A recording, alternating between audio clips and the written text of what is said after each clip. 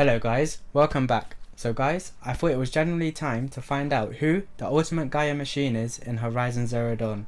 Now, we know who the two contenders are, that's right, the beastly Thunderjaw and the mighty Stormbird. Now, we also know these machines can't exactly square off against each other within the game, but I'm going to be examining each certain aspects of these machines and how they fight to find out who would win in a battle between the two and reign supreme. So, for test number 1, I decided to find out how fast the Stormbird and Thunderjaw could kill Aloy when just standing still. The base game outfit was equipped, which is the Outcast armor that has no defense, in order to see who is more time efficient when it comes to killing. I started off with the Stormbird, as you can see now, and I have to say the Stormbird done pretty damn well. I repeated the test 3 times, starting off with the time as soon as the Stormbird was aware of Aloy's presence and the alert circle above its head was fully red. I stopped the time once we died and added the 3 times of each test together and then divided it by 3 to give me an average kill time for the Stormbird, which was 22.6 seconds. Next, I done the same test for the Thunderjaw, and I have to say, after seeing it take a full 31 seconds to kill Aloy on the first test, I was a little worried. But you know what? This Thunderjaw is definitely a damn hustler, because in the second round the Thunderjaw took 17 seconds to kill Aloy, and in the third round only 13 seconds. Now the average kill time I got for the Thunderjaw was 20.3 seconds, which means round 1 goes to the Thunderjaw for kill time efficiency.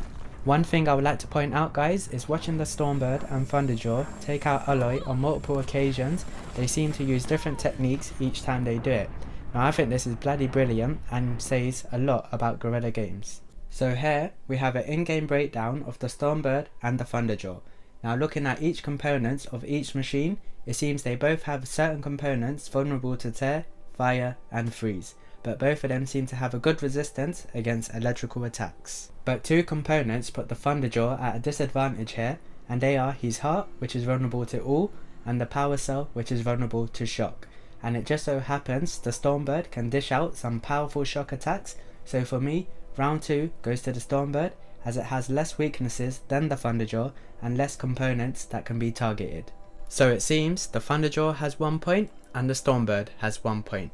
Now since both machines have a general high resistance against shock attacks, I thought it was time to take it to the field and see just how much resistance they really have.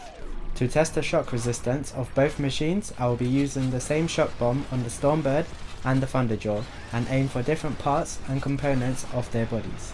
Now when attacking the Stormbird, I realised that 3 different amounts of damage could be done, depending on where the Stormbird was hit. The lowest damage hit was 2, which was a shot to armoured parts. The mid damage hit was 23 with a body shot, and as for the highest, it was 35 when shooting a shock bomb at a component with tear weakness. So guys, if you notice the little blue shock circle above the Stormbird's head every time I hit it, that circle is basically a shock damage meter, and once filled, a machine usually becomes stunned for a short while. But if you notice here, the Stormbird's meter drops down pretty much instantly, meaning it has a high shock resistance, and no matter how many times I hit it, I was personally unable to stun it. As for the Thunderjaw, it also had the same amount of damage hit points of 2, 23 and 35. But the main difference here is the blue shock meter, which doesn't really seem to drop as fast as the Stormbird's, meaning the Thunderjaw has less shock resistance, and as a result, it seems it was able to stun the Thunderjaw and put him in a vulnerable position. And in a battle, this could be devastating. So, it looks like it's time to decide the winner. And for this, I will not be including the override buff, but both machines as they naturally are within the game.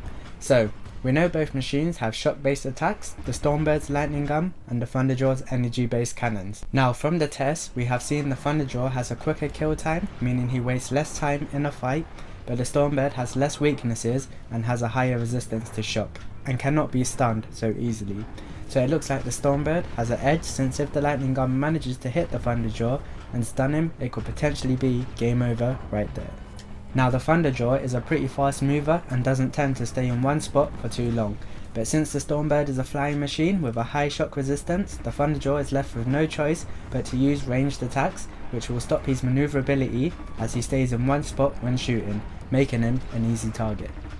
Now considering all this guys, I believe the ultimate Horizon Zero Dawn Gaia machine is the mighty Stormbird. I believe once the Stormbird is able to stun the Thunderjaw, it will be game over.